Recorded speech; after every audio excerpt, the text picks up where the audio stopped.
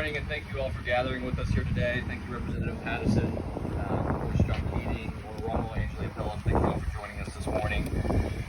9/11 is deeply personal for all of us. Like many of you, I remember every hour of that day, from when we heard the first impact happen to how we spent the rest of the day checking on loved ones. Myself personally, I was in the midst of planning a wedding with my now wife, Dana. We were 3 months from getting married. I remember that day vividly, just wanting to be with her and hug her and hold her tight. Many of us lost loved ones. We had just had our annual basketball game with rival hedge fund that office in Tower 1. I remember sending emails to all my friends, emails that were never returned. We are here to remember those moments, but our job is to make sure we never forget. We're here to honor the 2,977 lives that were claimed by these brutal attacks. Men and women who woke that day never anticipating an attack on their place of work or against this country. Innocents who hailed from 90 nations in all walks of life. First responders and heroes that ran into burning buildings to prevent further casualties. Our chiefs will undoubtedly share some of those heroic acts of our first responders, acts that we all appreciated, or we lost many more lives. But there were many civilians that were heroes that day. People like the man with the red bandana, later to become known as 24-year-old Wells Crowther. He was an equity trader who first called his mom and calmly left a voicemail. "Mom, this is Wells. I want you to know that I'm okay."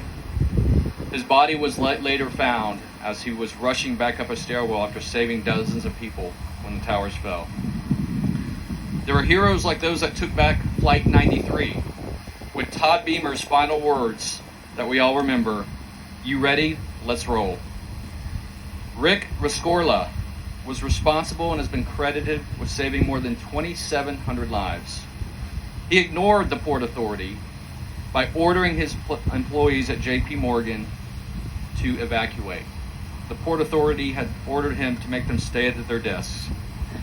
During that evacuation, he kept everyone calm by singing "God Bless America" over a bullhorn as they walked down the stairs. Each year, I also like to remember the words that then President George Bush said to a grieving nation to help the healing begin. I'd like to share a few of those words with you this morning. He started with, "Good evening. Today, our fellow citizens, our way of life, our very freedom came under attack in a series of deliberate and deadly terrorist acts. The victims were in airplanes or in their offices, secretaries, businessmen and women, military and federal workers, moms and dads, friends and neighbors. Thousands of lives were suddenly ended by evil, despicable acts of terror.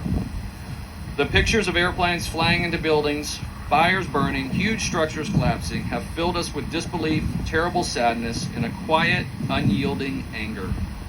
These acts of mass murder were intended to frighten our nation into chaos and retreat, but they have failed.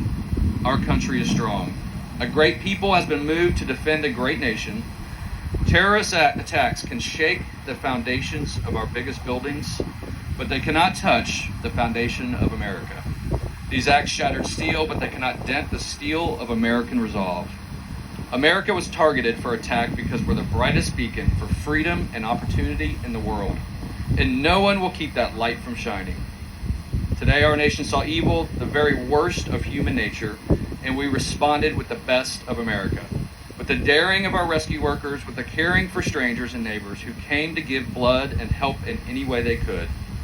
America and our friends and allies joined with all those who want peace and security in the world, and we stand together to win the war against terrorism.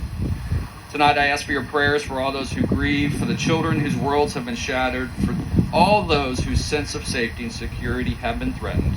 And I pray that we, comforted by a power greater than any of us, spoken through the ages in Psalm 23, "Even though I walk through the valley of the shadow of death, I fear no evil, for you are with me."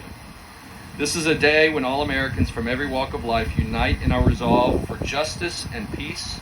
America has stood down enemies before, and we will do so this time. None of us will ever forget this day. Yet we go forward to defend freedom and all that is good and just in our world. Thank you, good night, and God bless America.